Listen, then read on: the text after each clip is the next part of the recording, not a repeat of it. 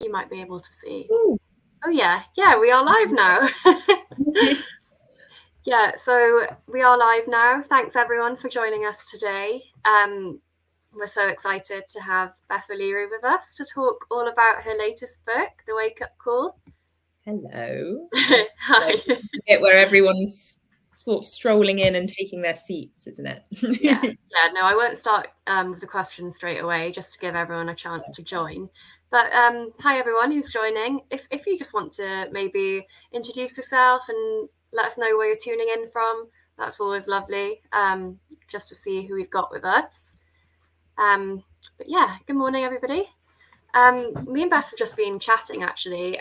We thought we'd start the Q&A by giving you all a Q&A. So On the table.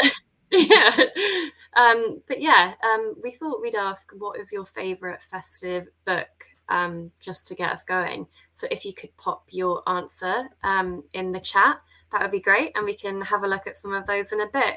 But first, Beth, I do have to ask you, sorry, what is your favourite festive book? Yeah, it's a good question. So I loved One Day in December by J.C. Silver. Although I don't know that that's technically a festive read, but then The Wake Up Call, you can kind of read at any time of the year as well. So I think I'm going to count it as a festive read because it's set in December.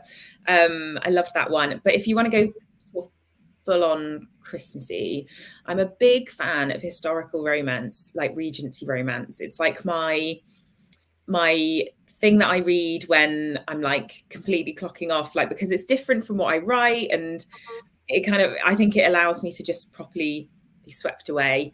And Lisa Kleypas, whose surname I'm never sure how to pronounce, but I think it's Kleypas, has a series called the Wallflower series, which is, if you're interested in trying the genre, like a great place to start. And she has a Christmas special, one of those, called Wallflower Christmas, and that is like full on festive, which is that I might reread that one this Christmas.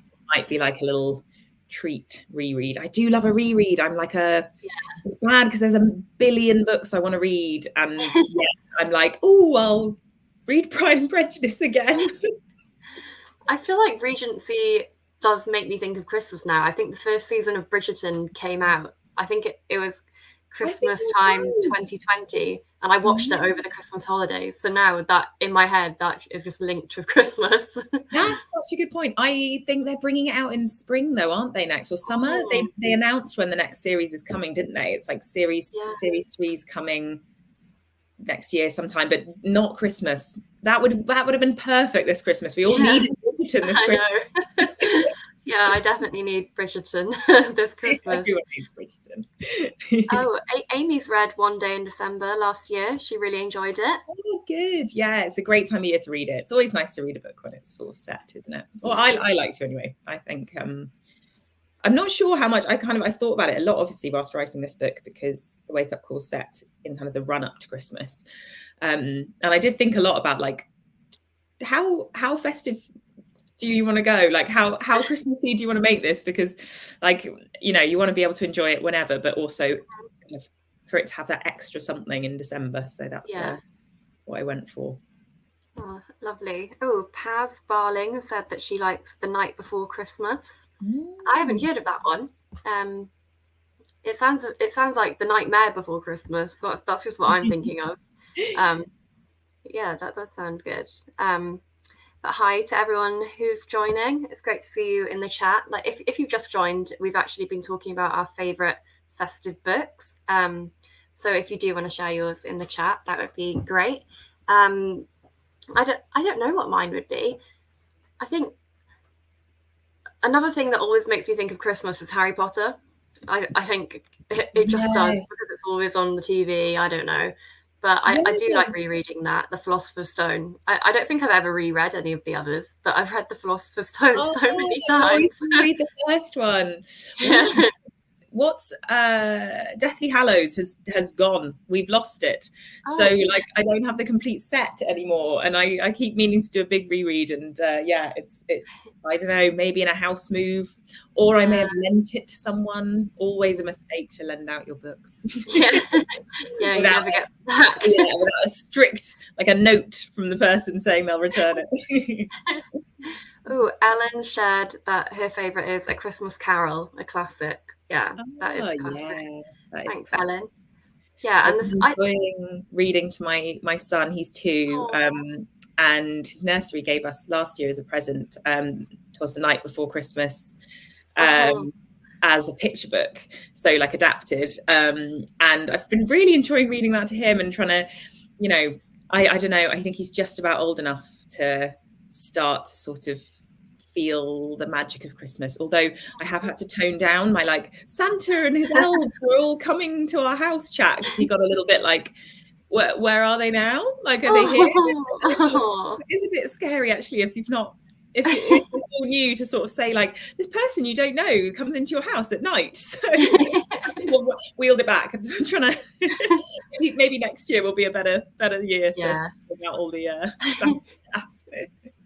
I've never thought about that, how it actually might seem a bit scary to little ones that there's a random man just coming into the house at night. Yeah, people don't normally come down our chimney, so.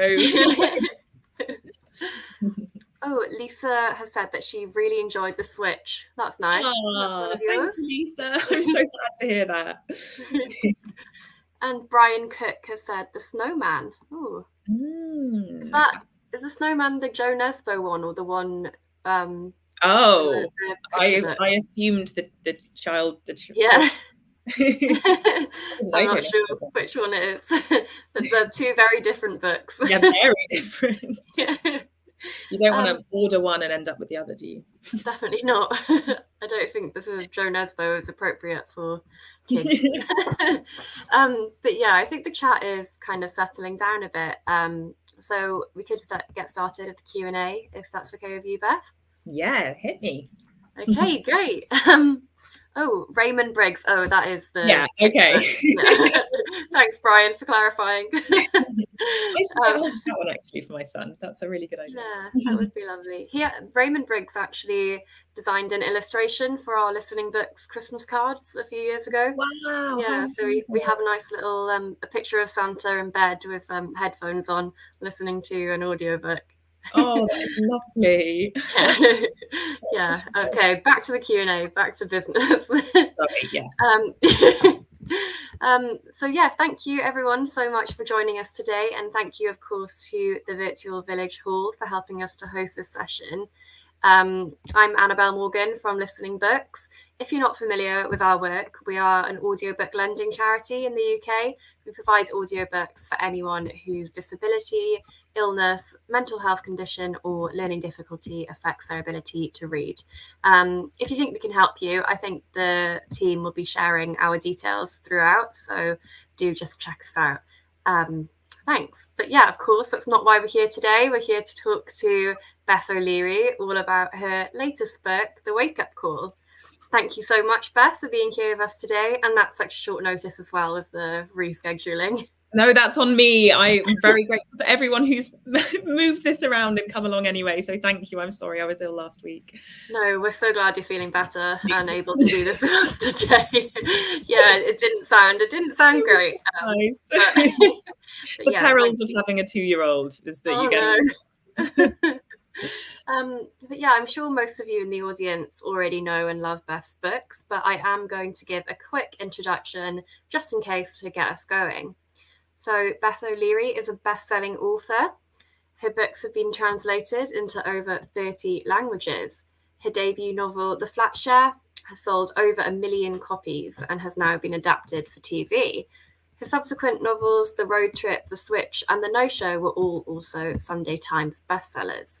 Our members at Listening Books absolutely love Beth's books, so we are really delighted to have you here with us today to talk about your latest book, The Wake-Up Call. Thank you, Beth.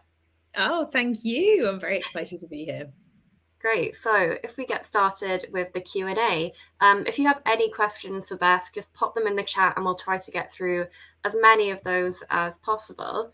But just to kick us off, Beth, for anyone who hasn't read or listened to the Wake Up Call, could you give like a quick introduction? What should people know about it?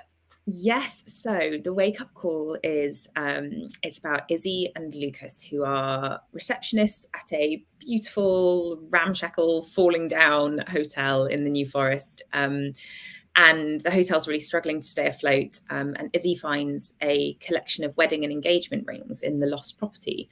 And she manages to return one of them to its owner and gets a substantial reward for the hotel. So the rather eccentric management get very excited and decide this is going to be the answer to all their problems. And they task Izzy and Lucas, who are some of the only remaining members of staff in slightly shambolic setup, to return as many of the rings as they can. But this is sort of extra challenging because Izzy and Lucas absolutely despise each other. Yeah, thank you for that. That's great, but we'll go to the questions now from the audience. We do have a few.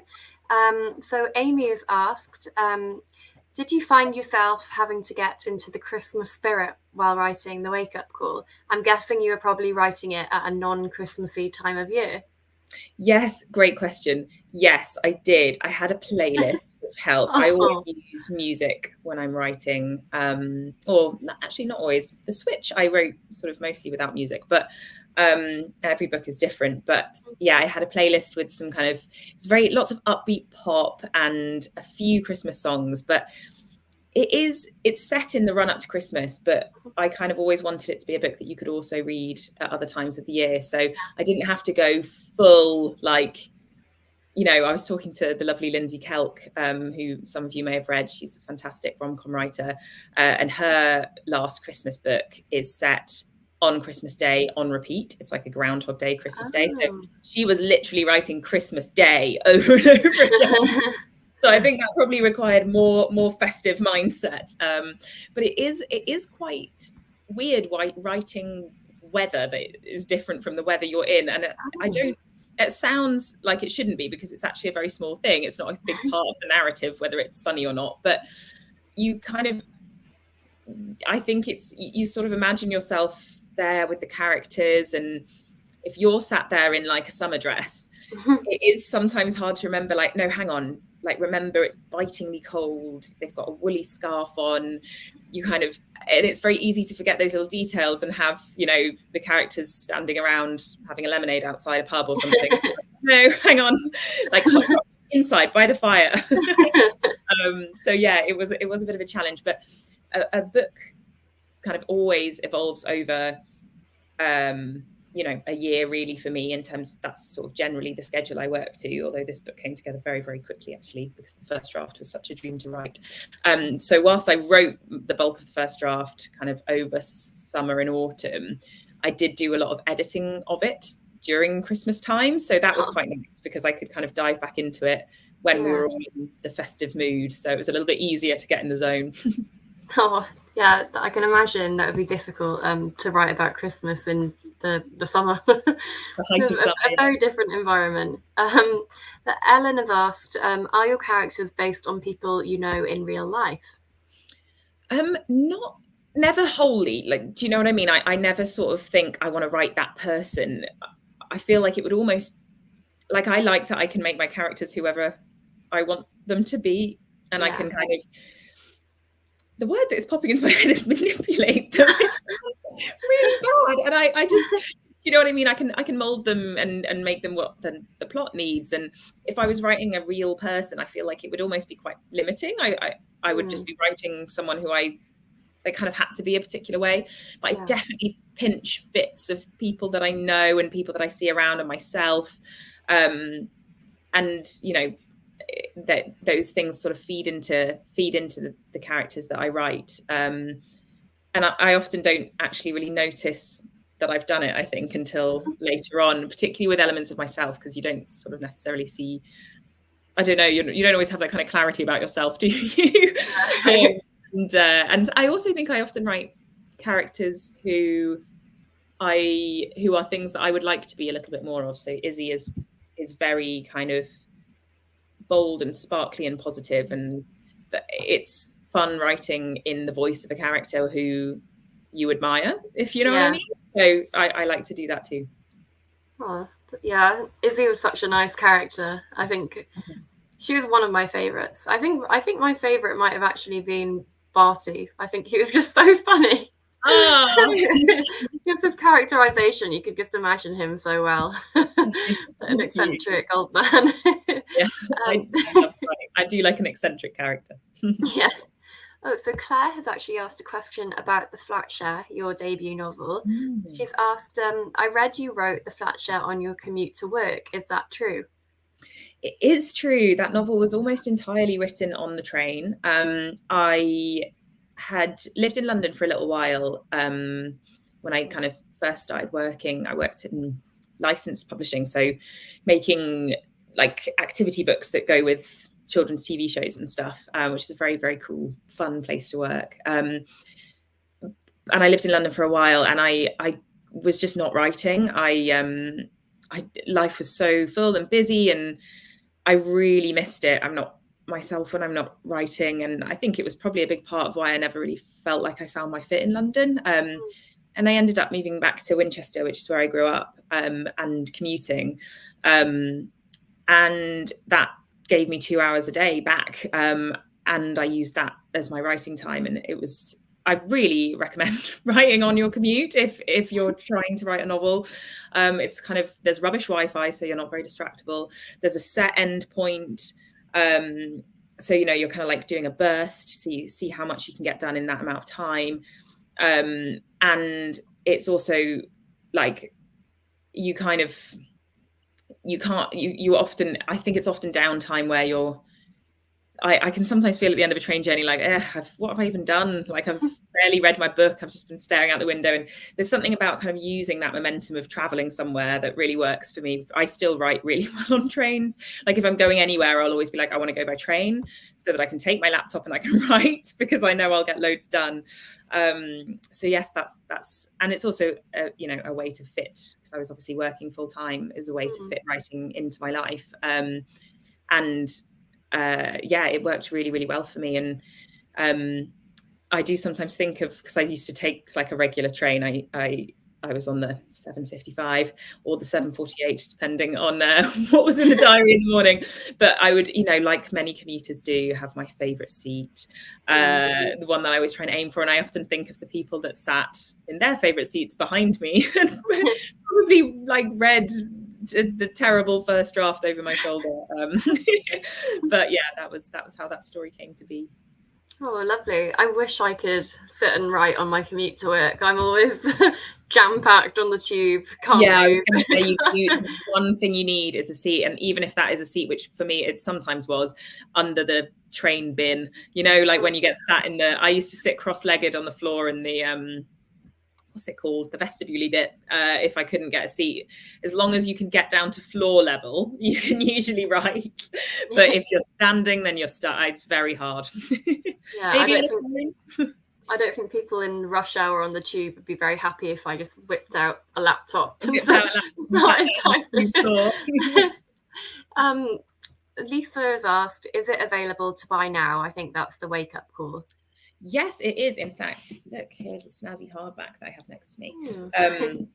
Yeah, you can get this everywhere now.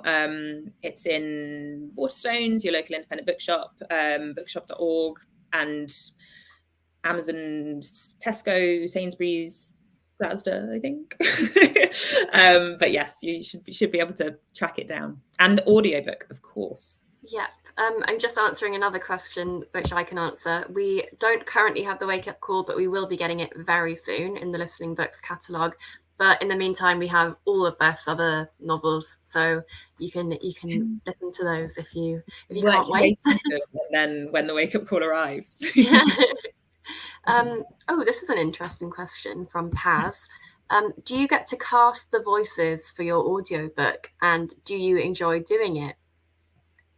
So I don't do that. My publisher choose the people who read my audiobooks. Thankfully, they are absolutely brilliant at it. Anyone who's listened to any of my audiobooks, well, I'd love to know what you think of the voices, because I think they're amazing. And they always get such interesting people. And I do get sent, they will send me a sample and say, what do you think? But I've never said, honestly, I've never said anything other than, wow, this is brilliant. They're fantastic. So. Oh, that kind of answers Paz's the second half of her question. She asked, is it hard to try to match up the voices for these characters in your head to real life voices? Yes, it is slightly odd. I actually always find that it's quite a big landmark moment in a book for me, in a book's sort of life for me, when I get that email saying, here are the audiobook narrators, what do you think?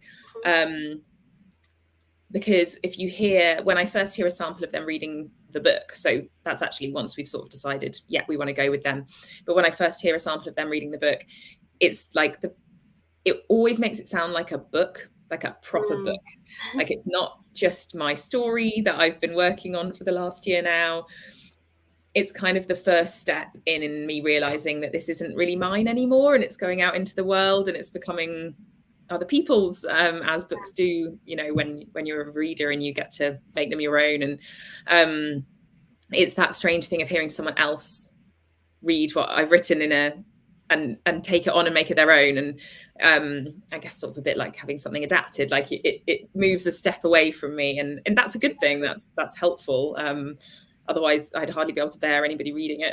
I need to have some separation from a novel that goes out into the world. Yeah, I've seen that some of your audiobooks have been narrated by pretty impressive people, like Daisy Edgar Jones and Alison Steadman, I think, did the switch. And they're brilliant as well. They're really, really fantastic. Was it surreal in a way, having these voices, like such well-known voices, read out words that you'd written? Yes, definitely. Although I will confess, I have never listened to one of my audiobooks all the way through. Really? And that is because I can't bear to.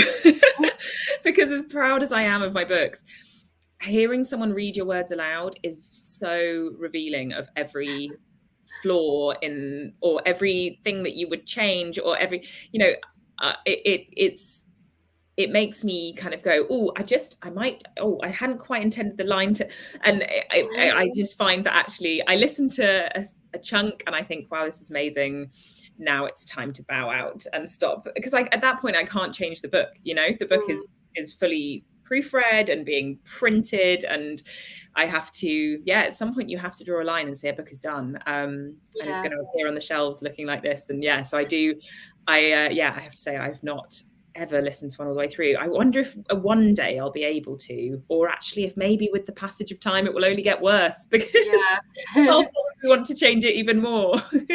Yeah, it is a weird one. It's kind of like, when you hear your voice being played back to you in a video, and it's just horrible, but it's kind of like that in a way, I imagine. Yeah, and it is very different. I don't find the same thing with picking it up and reading it, like flicking through a book. Although I don't reread once my books are published. I've never read one of my published books, like sat down and read it all the way through again. But obviously there will be situations where, I'll pick one up and try and find a section in it. Or sometimes now I think, like, did I do a scene like this in, I'm writing my 6th and 7th books now. So I do sometimes have a little mind blank where I'm like, I better check, did I delete that bit from the road trip, or did it end up in there? Because, you also, like, a book has so many drafts and so many versions that it doesn't exactly exist in sort of a totally concrete version in my head, because there were scenes that you never saw that were all rightly deleted, but sometimes there's something in one of them that I might be able to use in a future book. And then I sometimes think, oh yeah, I'd love to use that line that I nearly wrote in the switch, but did I actually delete it, or did it make its way to the final one? Do you find that with your books, I know you've got 5 now and there's a 6 and 7 coming soon, hopefully, do you find that in your head, do they all exist in the same world, or do they have different sort of worlds that they inhabit? Oh my gosh, that is such an interesting question. I suppose they all, oh my gosh, I don't know. They all feel very separate to me. So each book sort of, from really, really early on, like almost one of the first things I have with a book is a sort of feeling, and it's almost like a kind of audio visual, I don't even know, like it's sort of a sound or it's just a sense, and I can kind of try and use words to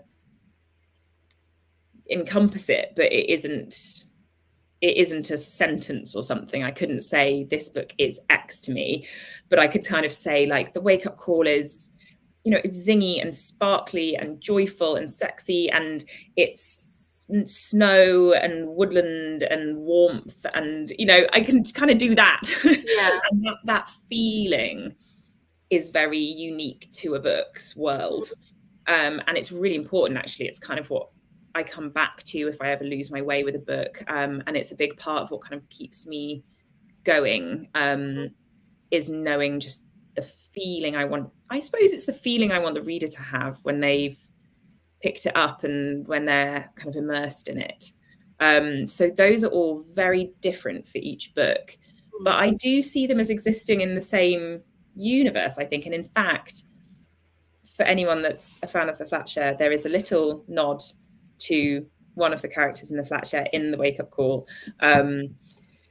because I just love, do you know why I did it? I did it because, you know, if anyone's read Taylor Jenkins Reid, I love her books. I'm a really big fan of hers, and she does brilliant kind of connected stories. And I love how you kind of meet characters from her other novels in future books. And I thought, like, I'd love to just have a little nod to Tiffy and Leon in this one. And just, I was working on it at the time when the Flatshare TV series was being kind of promoted. So I was very in the space of that story again, which was really interesting. And I felt like I'd love to just connect to it in a way. So they do literally all, so like in the wake up call, the characters from the Flatshare literally exist in that world. Yeah. You get what I mean. Yeah.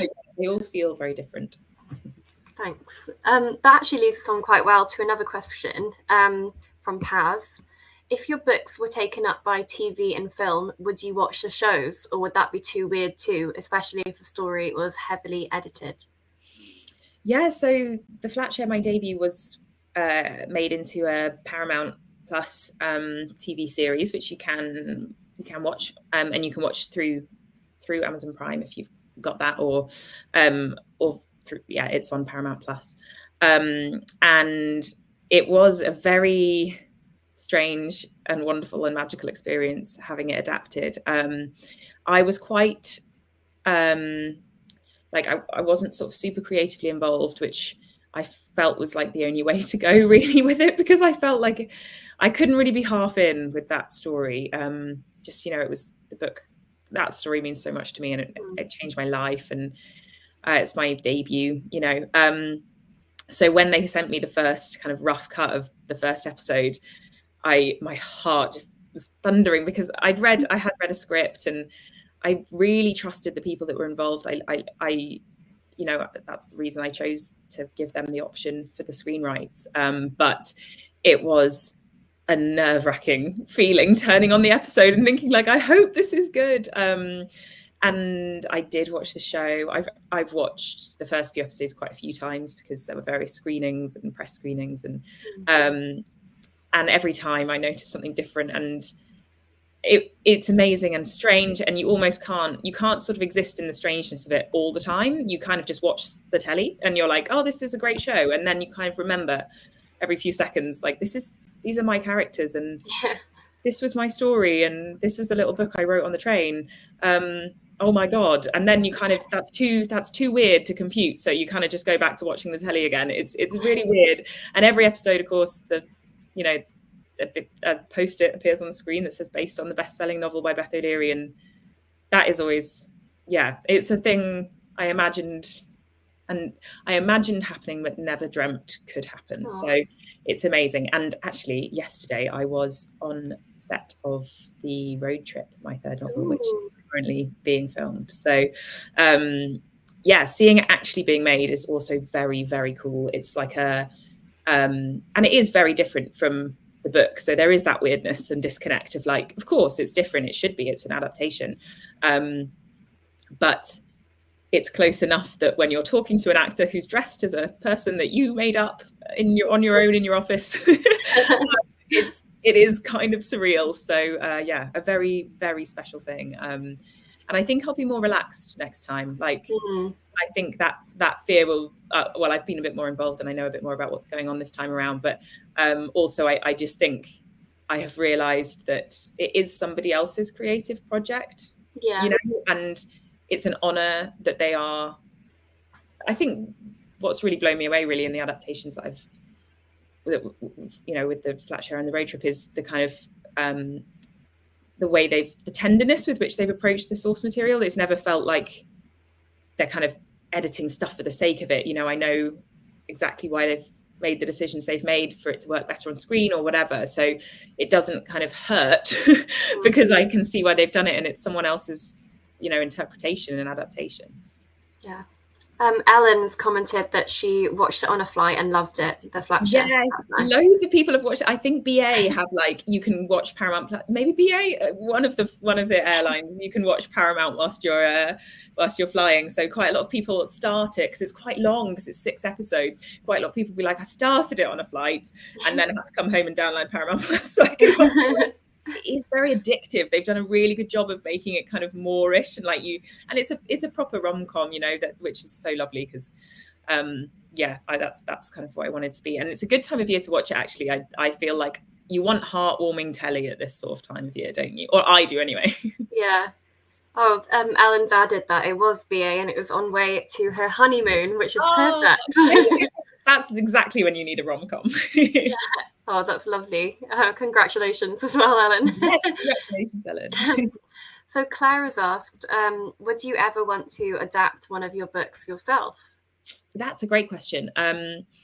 I have thought about it, to be honest. And for so far, it's always just sort of felt like with all my books, I think about every word on every page of those stories. And I am so in that book and I craft it and craft it and craft it and hone it until it is the story that I want you to read. And the idea of then later tearing that up in order to put it back together again differently because it's a different medium and it needs to be different and different things will work, and suddenly having to listen to other people's opinions because, you know, as a writer, you have a lot of creative freedom compared to a TV writer or a film writer where you've got studios who say, you know, it's not going to work shooting in this location, so we'd need to move it somewhere else, or, you know, and of course that's how it works because I mean there is so much that goes into making a TV show. Like it blows my mind when I'm on set and the number of people. I'm always like, what do you do? What do you do? What are all of your jobs? Because there's so many people. So it's such a different creative exercise, I think, writing for screen, and that's just aside from like it's very different. You know, I still feel like I'm learning so much as a novelist. Like I don't feel like I'm in any way done with learning how to write books. So I sort of feel like I'd be stepping into something where I'd be a total novice in a way. And at the moment, I've never kind of had enough of an urge to do it. I've always sort of thought I would love someone else to do this, but I don't know if I can bear to do it myself. Yeah. But I wouldn't say never, because maybe there will be a story where I just feel like, oh, actually, I know exactly how this could work on the screen, and you know, maybe I felt like I'd be the best person to do it. But at the moment, I've not had that. I wonder if when you're writing, you have in mind at all how it will sound when read out for audio? Oh yeah, no, I don't, and I think that's part of why hearing it read as an audiobook is hard, because it is so different, and every line almost sounds different to me than when I read it. I'm quite visual when I write. I think more than hearing it, I see it. So I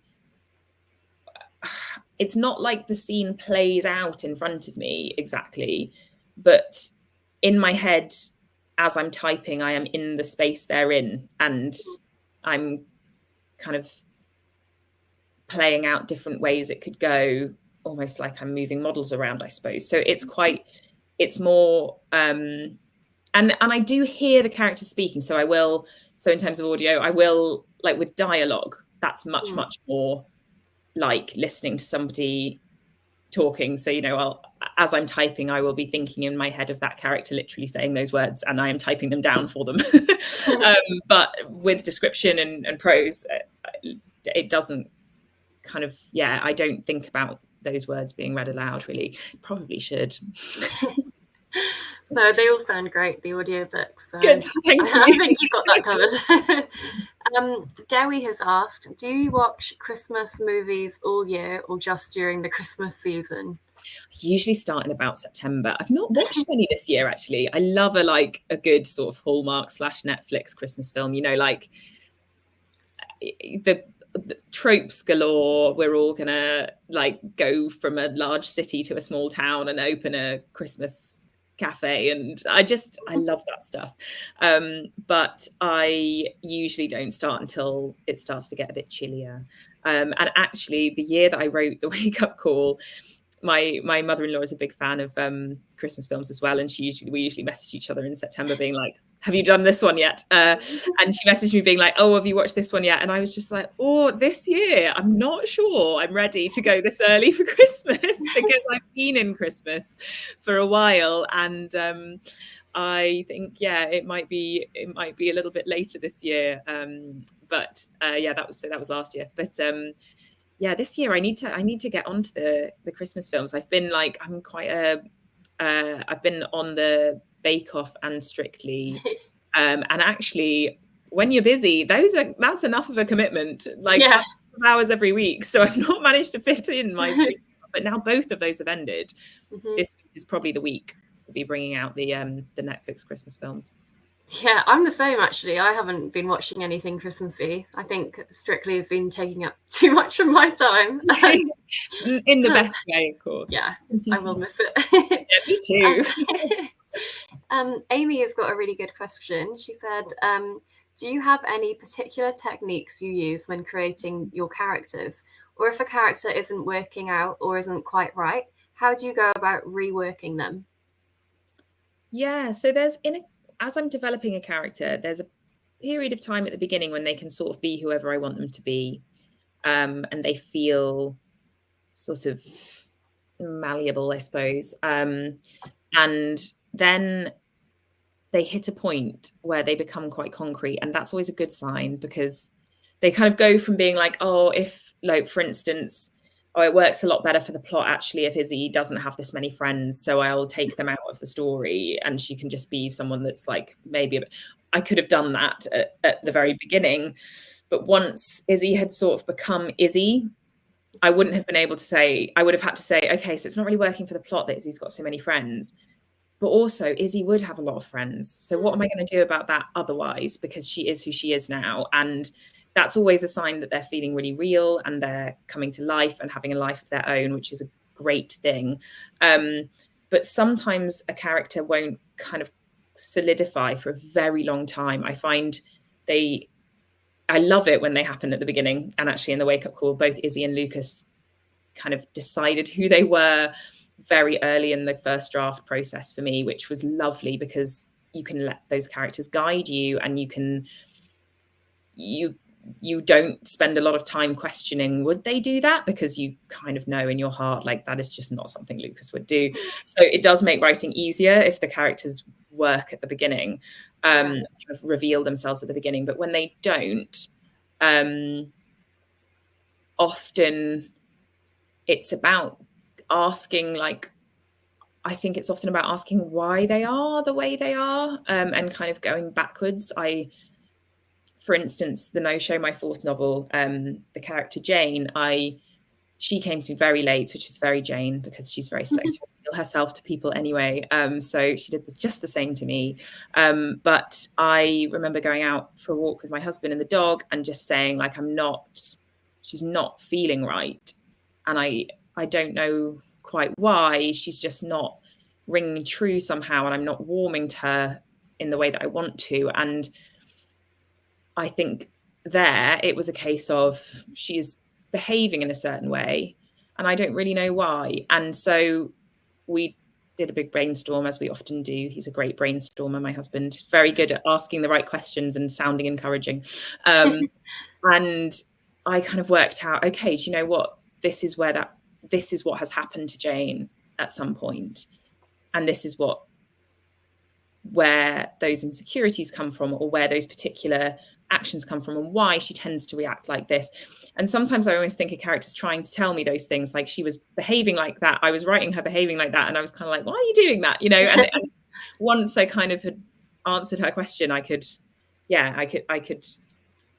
move forward and fall in love with her and step into her much more easily. And I think, to be honest, I'm not very kind of technical, particularly with character. I know other writers who use a thesaurus of characteristics or something, which I would really recommend if you're stuck on something. I know it's really worked for other authors I know, where you can kind of literally just flick through like stubborn, like introverted kind of, and try pairing those sort of things together and see if that gives you something.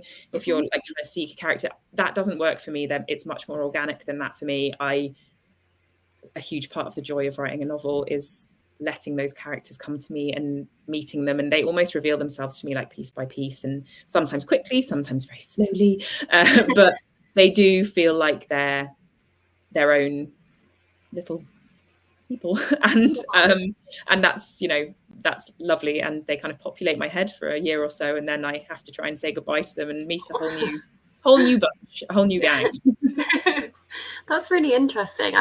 I don't write, unfortunately, but I've always imagined when someone's writing a book that you kind of have it planned out before you go into it, and have all of the characters, like, I don't know, a mood board or something for each one, timeline. So is that not the case?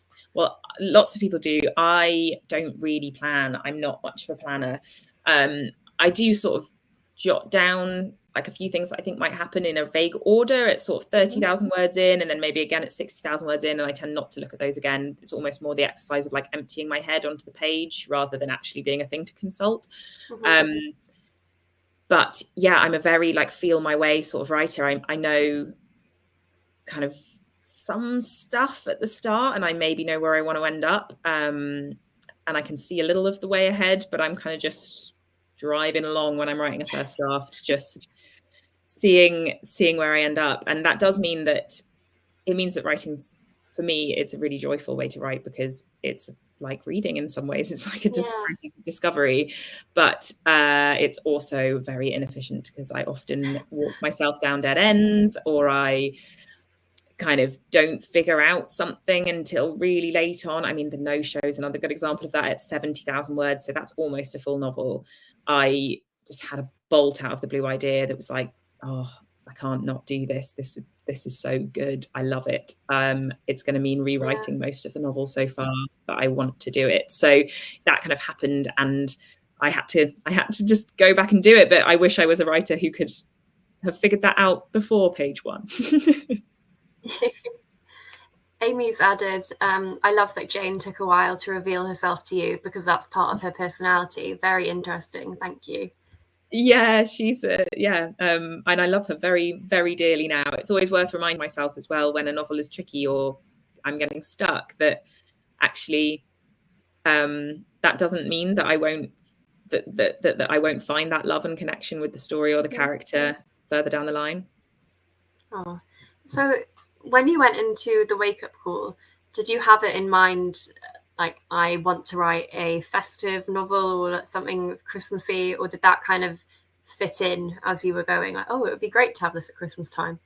Yeah, no, it was always the idea. I always wanted it to be set at Christmas time, because I don't know, something about hotels at Christmas is so romantic in a way that hotels at other times of year just are not. Hotel in spring, I don't know. And I knew I wanted it to be wintry and cozy, and I knew I wanted to write something particularly joyful. It's my most sort of unequivocally joyful book, and I feel like Christmas is the time for that. So it was more that idea had actually been sat for a little while in the back of my mind, and then my publishers sort of said, we'd love a book for autumn from you. Are you still thinking that? They knew I had that idea in my head, and they kind of were like, could now be the time. So yeah, it was always going to be set at that time of year. And well, once, I mean, I say always, like when I first had the very beginnings of the idea, I had, of course, it was a tiny germ of a thing, but once it kind of solidified, I knew it would be perfect for November, December time. Yeah, it really is. I can just imagine Forest Manor with all the fairy lights, the excessive amount of fairy lights. There's a lot of fairy lights. Izzy likes fairy lights. I too like fairy lights. Our house, you can't see in here. In fact, I need to decorate my office and make it more Christmassy. But downstairs, very Christmassy. Lots of fairy lights. Oh, it is the right time. I feel like you have to go all out for Christmas. Absolutely. Especially when you've got a little one. I'm really enjoying it through him as well. Oh, I'm looking at the time, and I think that we are going to have to wrap things up soon. So if anyone has any last minute questions, please pop them in the chat quickly. But I do have something on my own that I'd like to ask before we go. We've just been talking about how the wake up call is kind of Christmassy. It's set at the Christmas time. And I feel like in every Christmas movie or book, there's always like a moral of the story, a message at the end, like whether that's not being a Scrooge or something like that. But what would you want readers to take away from the wake up call as their sort of Christmas message? Yeah, I'm not sure that there's a sort of kind of, a rule or moral or anything to take away from the story. But what I would really like people to feel when they put it down is that they've been hugged. I suppose I always want my books to feel like, I don't know, a friend of mine once said, I kind of feel like when I'm reading your books that you're there holding my hand. And it always makes me feel emotional saying that, because that's such a privilege to hold lots of people's hands. And I love getting to do that. And so I suppose I would want you to feel uplifted and swept away, and that maybe you put all your troubles aside for a little while and just stepped into Forest Manor Hotel and enjoyed all the love and joy. Oh, thank you. Yeah, I think it definitely does do that. Forest Manor is just such a magical place. And maybe I'll reread that over Christmas. Oh, we were talking about this earlier. Not that I'm biased or anything, but I think you should.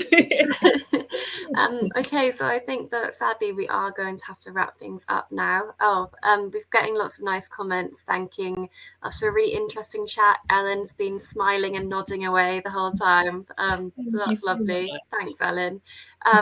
But yeah, if it's okay with you, I think we'll wrap things up around now. But yeah, I'll just end by saying thank you to the Virtual Village Hall for helping us to host this session. They are amazing. I don't know if people know, but they run so many different events. We're just one of them for all different interests and hobbies. So check out their social media for more. And thanks everyone for all of your amazing questions. And of course, thank you, Beth O'Leary, for being with us today. It's been so interesting. And I know it's hard that at Christmas time to fit something in. So we do really appreciate your time. No, I'm really grateful that you asked me, and I'm sorry again that it wasn't last week, but thank you all for coming this week. No, thank you so much. But yeah, just as a reminder to everybody, we're Listening Books. We're an audiobook lending charity. We offer thousands of books, including Beth O'Leary's, if you want to go and have a listen. So yeah, thanks everyone for joining us. Take care. I'll leave it there. Thank you so much, everyone. Bye. Have a great Christmas. Bye. Yeah, Merry Christmas, everybody.